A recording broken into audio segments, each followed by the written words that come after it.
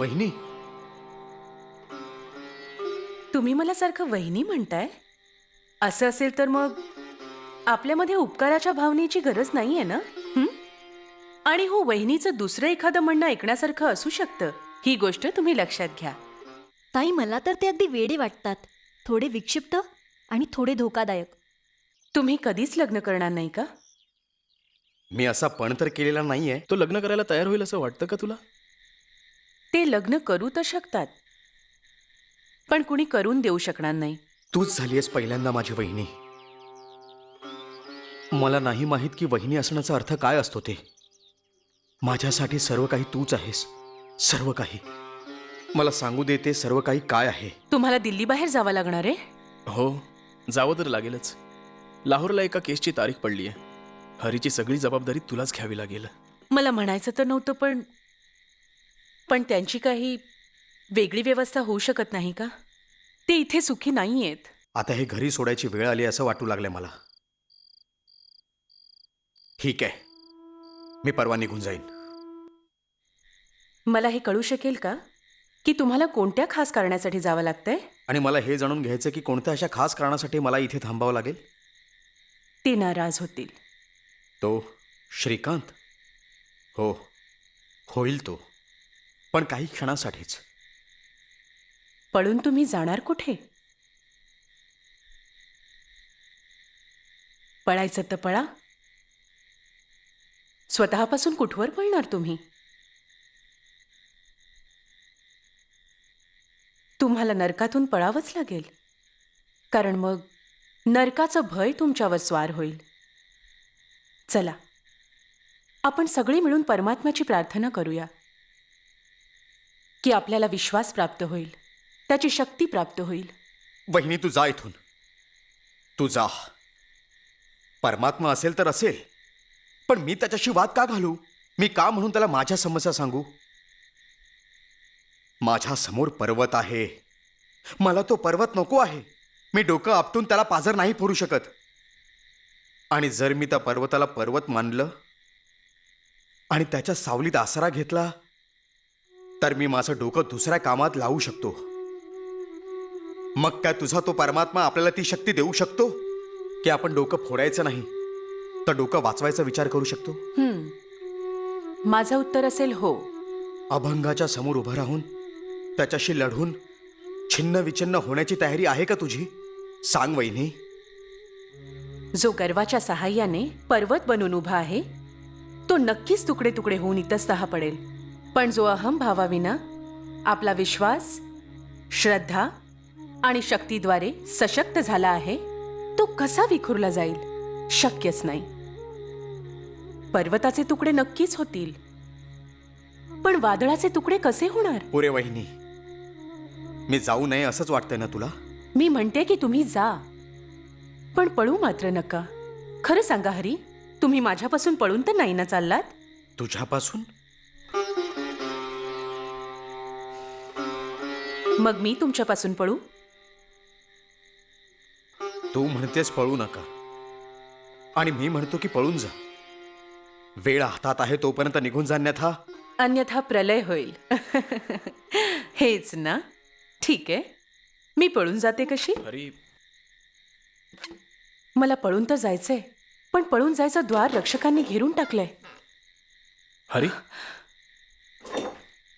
हे काय? परत चित्र चित्र चित्र? बस ना, अवघडलीच कोणाला? मला? मग हरी, आज तर तू वर झोपू शकशील ना? बस ना, ह्याचं अंथरुण आज वरच घाल तू. मी इथेच झोपणार आहे. का? अजूनही तुझं चित्र अपुरं आहे की काय?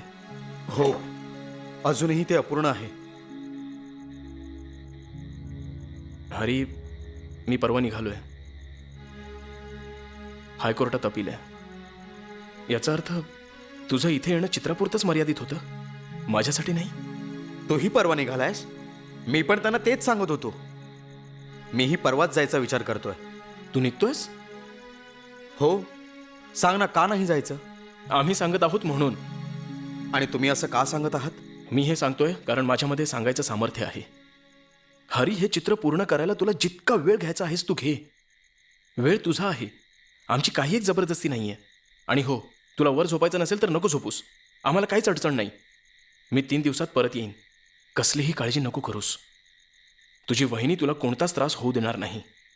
आम्ही सोपा मार्ग अनुसरला आहे खरा, पण कठीण मार्गावरून चालणाऱ्या मार्गस्थांनाही समजून घेण्याची इच्छा आहे. तू स्वतःला मोडू देऊ नकोस. निर्धास्तपणे राहा. आम्हाला तुझ्या संकल्पाला कोणत्याही प्रकारची इजा पोचवायची नाहीये. श्रीकांत, श्रीकांत, खरं सांगतो, तुम्ही माझ्या सुखसुविधांचा एवढा विचार केलात तर मला ठीक आहे, ठीक आहे. तू इथे आहेस तोपर्यंत अडचणींना सामोरा जा, त्रास सहन कर. हरी, वहिनी तुझीच आहे रे. मी तिला ओळखतो सुद्धा, पण ती एखाद्या कोड्यासारखी आहे. तिला ओळखत असून सुद्धा ओळखू शकलो नाही मी, आणि प्राप्त करूनही मिळवलं नाही. मला असं वाटते की तुझ्या निमित्ताने निदान ती माझ्या जवळ तरी येईल.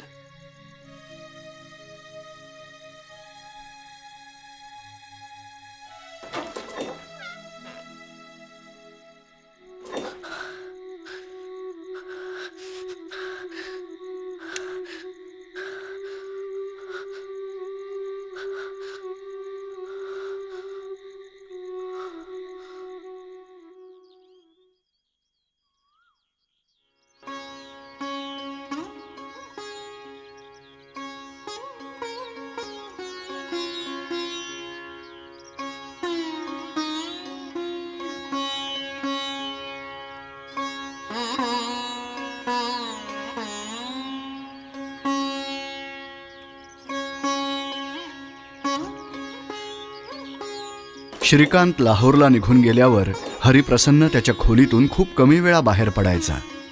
जणू या दिवसांकडून त्याची एवढीच अपेक्षा आहे की ते निघून जावेत, त्यापेक्षा अधिक काही नाही. सुनीतालाही तिच्या कामाशिवाय दुसरं काहीच काम नाही. आपल्या घरी आलेल्या पाहुण्याला काही त्रास होणार नाही हे पाहिल्यावर तिचं काम संपलं असं जर ती समजली तर नवल काय. आपण हरिप्रसन्न आणि सुनीता ही नावं घेतली आहेत. ती खोटी नाही आहेत, पण ती फक्त नावंच आहेत.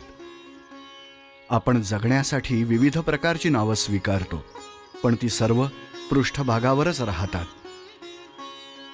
प्रत्यक्षात जर खोलवर जाऊन पाहिलं तर सापडतात फक्त नर आणि मादी. पती पत्नी, प्रियकर प्रेयसी ही सर्व केवळ वर्णनं आहेत. या सर्व संबंधांचं आणि नात्यांचं सार आहे एकतर दुसऱ्याला आपल्या आत सामावून घ्यायचा प्रयत्न किंवा त्याच्यावर विजय प्राप्त करायचा प्रयास. नर आणि मादीमध्ये हा खेळ सतत सुरू असतो, कधी संघर्षाचा तर कधी समर्पणाचा.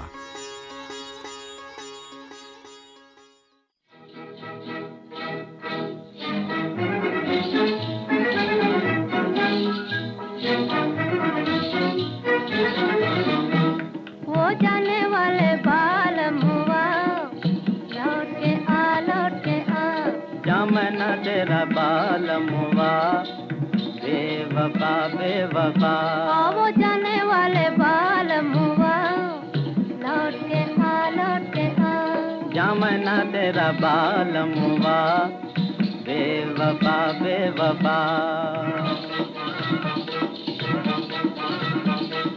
तेरे बिन मेरा जिया लागे ना कहीं भी पिया हाँ लागे ना. याद नहीं छोड़े तेरी दुनिया अंधेरी मेरी अब जाऊं कहाँ. वो दिल को लेकर काहे दर्दिया लौट के आ लौट के आ. वो दिल को लेकर काहे दर्दिया लौट के आ लौट के आ. वो जाने वाले बाल मुआ लौट के आ लौट के आ. जमना तेरा बाल मुआ बेवफा बेवफा.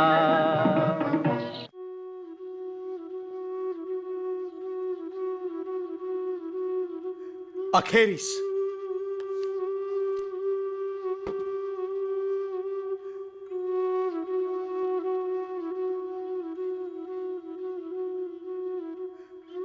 अखेरीस हा माणूस सर्व काही त्याग करून आपल्या बंधनातून मुक्त झाला.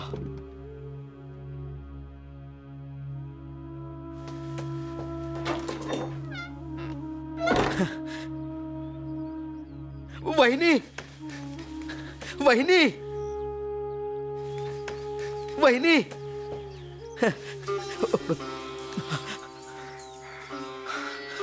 थांबा, आलेच मी.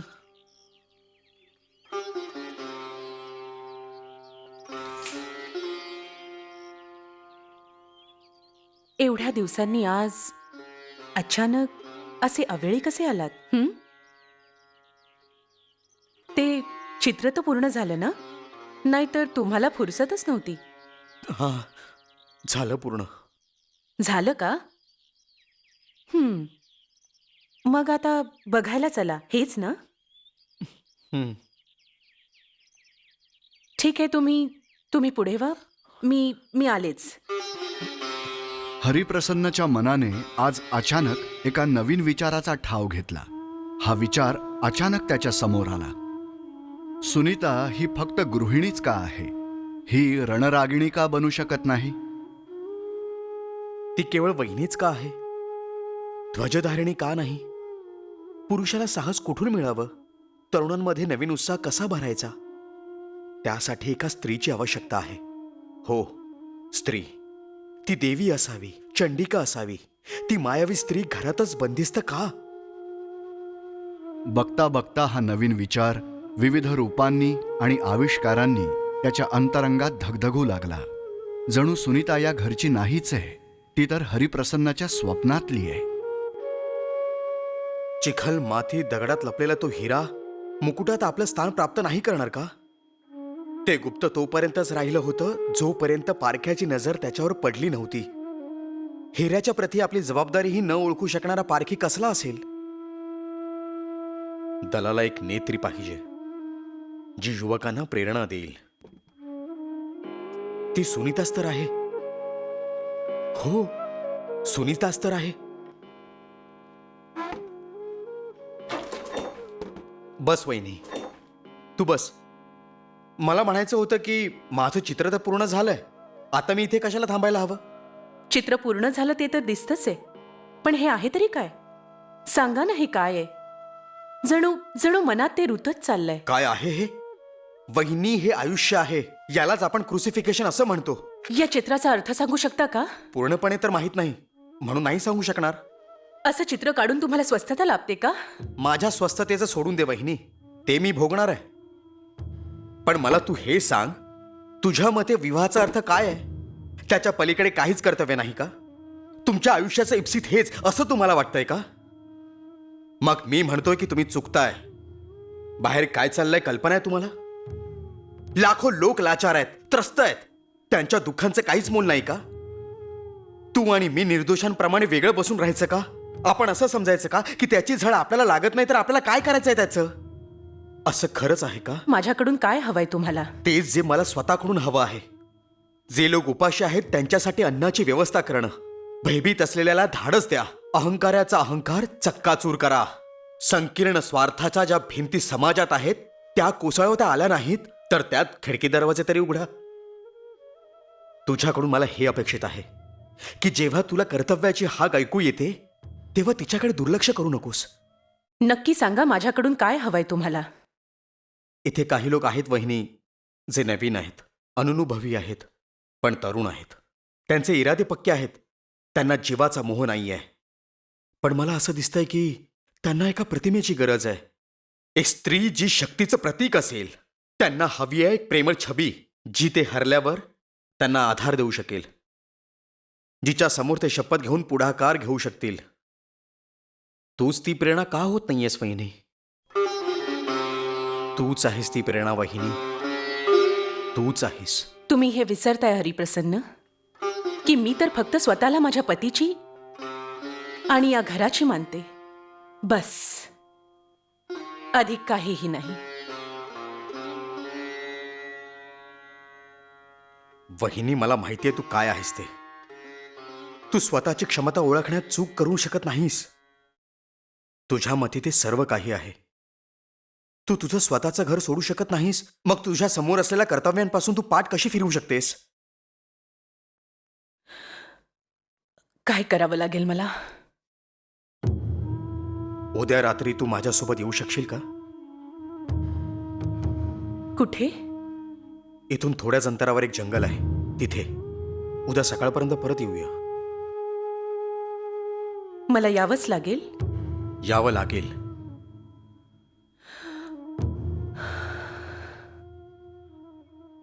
ठीक आहे, येईन मी. येशील? वहिनी, तू यायला नकारही देऊ शकतेस. वहिनी, तुझं नाव असेल माया राणी.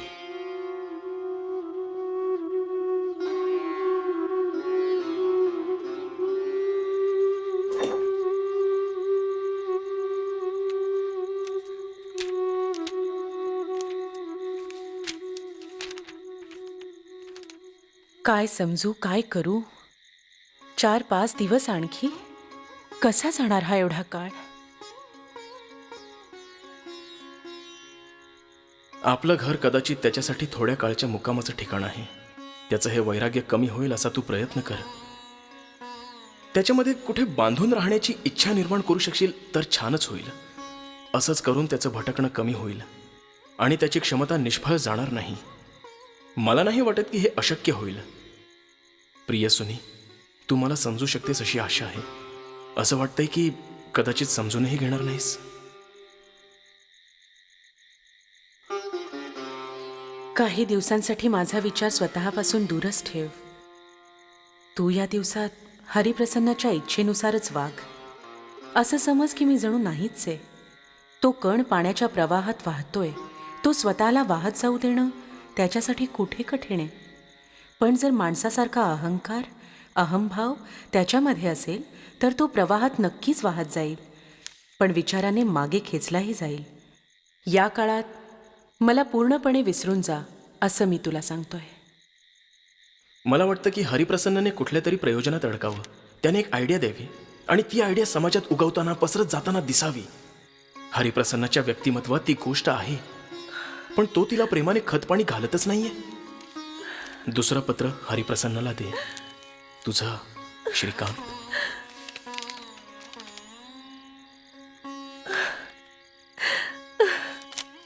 आपला आधारस्तंभ, आपलं सर्वस्व असलेल्या पतीशिवाय सुनीताला अपूर्णत्व जाणवू लागलं आहे. घरापासून तो इतक्या दूर आहे आणि किती विचित्र पत्र त्याने लिहून पाठवलं आहे. असं समज की जणू मी नाहीच आहे. मला काही दिवसांसाठी तू विसरून जा. एखादी स्त्री तिच्या पतीचा असा आदेश मान्य करू शकते? असं पत्र श्रीकांतने तिला लिहिलं तरी कसं असेल? त्याला तिची परीक्षा घ्यायची आहे का?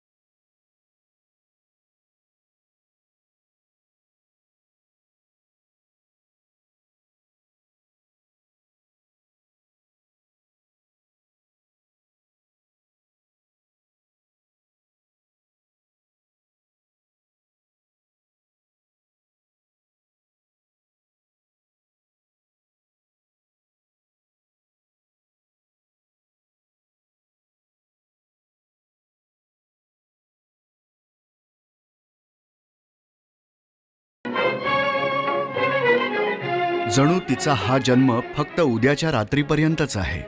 मग तिला उद्या रात्री पुनर्जन्म घ्यावा लागेल का? ते लोक कोण आहेत? त्यांना काय हवं आहे? आपलं कुटुंब हे माणसाची सीमा आहे का? सुनीताने देखील याच विश्वासाने जगत राहावं की तो बाजूला सारून एका मोठ्या लाभासाठी जगणं सुरू करावं? तिला नियतीनं आखून दिलेल्या प्रवाहातच जावं लागणार आहे? धर्म अधर्माला तिलांजली द्यावी लागणार आहे?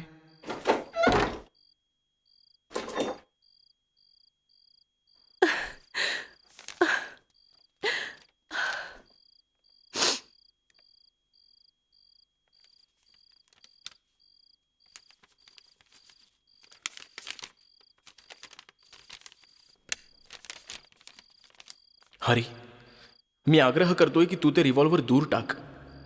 त्याने केवळ आजाराला दूर केलं जाऊ शकतं, आजार नाही. अधीरतेने आजार कसा दूर होईल? वर्तमानातील परिस्थिती पाहून मनात जो कल्लोळ उठतो त्यापासून स्वस्त मुक्ती प्राप्त करण्याचा मार्ग म्हणजे रिव्हॉल्वर आहे. हरी, जग आपल्याला हवं तसं नाहीये. त्याला मारून ठोकून सांभाळणं आणि सुधारावंही लागतं. ज्या मार्गावर तू चाललायस त्यावर रिव्हॉल्वर तर फक्त एक शॉर्ट कट आहे. रिव्हॉल्वर तू फेकून दिलंस असं कळलं तर मला आनंदच होईल. तेव्हा मला कळेल की हरिप्रसन्नने स्वतःला ओळखलं.